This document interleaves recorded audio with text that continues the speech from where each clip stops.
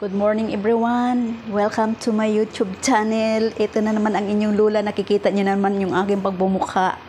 Today, magluluto ako ng special fried chicken. So, naka-prepare na yung aking lulutuin na special fried chicken kasi dadalhin ito sa school. So, gagawa ako ng masarap na fried chicken na hindi naman ganun kahirap. Napakadali lang naman ito. So ito yung, bago ang lahat, magpapakulo muna ako ng tubig kasi ang aking fried chicken, medyo ilalaga ko lang naman ng konti, no? So ipapakita ko sa inyo yung aking nakahanda na mga ingredients baga. So, ito yung aking lemongrass. Ayan, papakulo tayo ng tubig. Ito yung aking lemongrass. Ayan.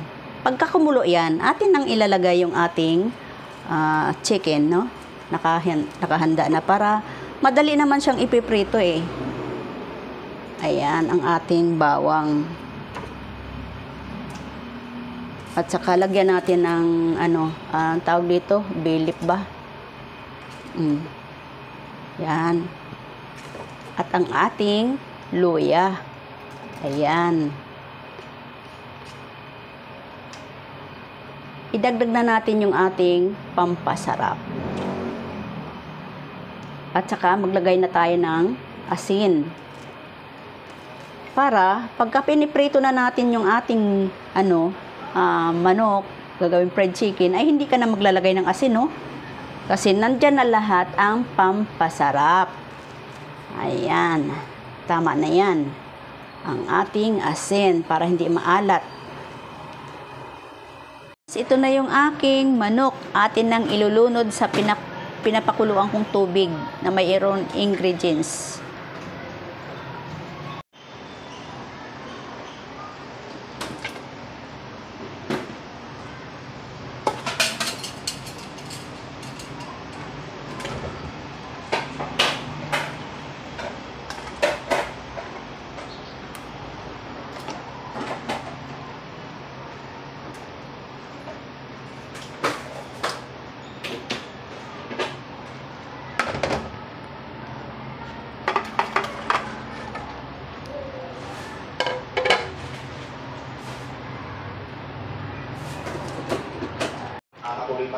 Itong nilagay kong manok guys, papakuluin natin siya ng mga 2 minutes.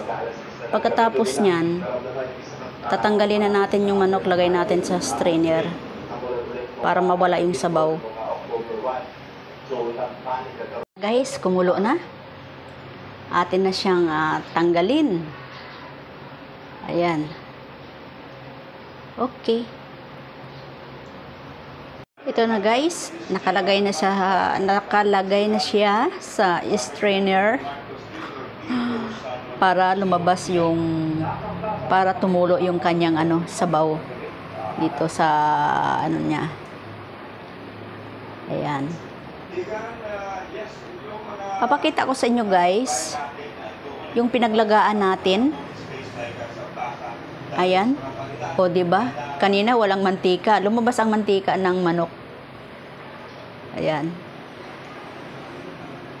Guys, ito naman yung aking harina. Naka-prepare na. Ayan. So, narito naman yung ating manok na pinalalamig na. Okay na. Wala na siyang sabaw. Kaya atin nang lalagyan ng 2 itlog.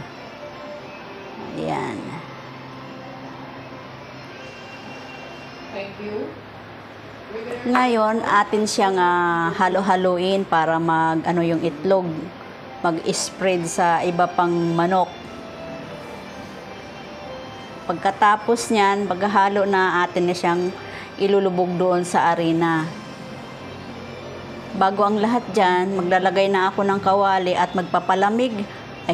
Bago ang lahat dyan, maglalagay na ako ng kawali at magpapainit ng mantika. Yan, mainit na ang ating mantika. Dito ako nagprito para hindi tumakas yung init ng mantika. At saka maganda magprito dito. Ayan.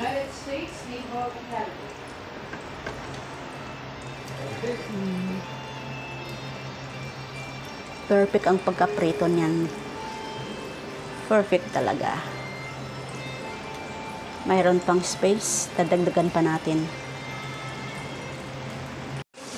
Sa pagpiprito ng manok guys, kailangan hindi siya siksik. Bigyan nyo ng space para makahinga ba yung pagpiprito ng manok. Kapag hindi kasi maganda yung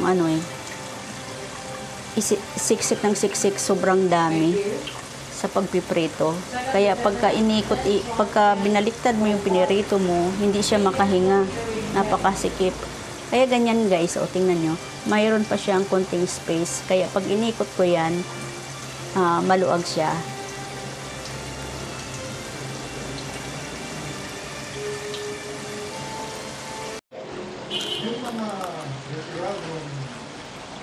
Sarap.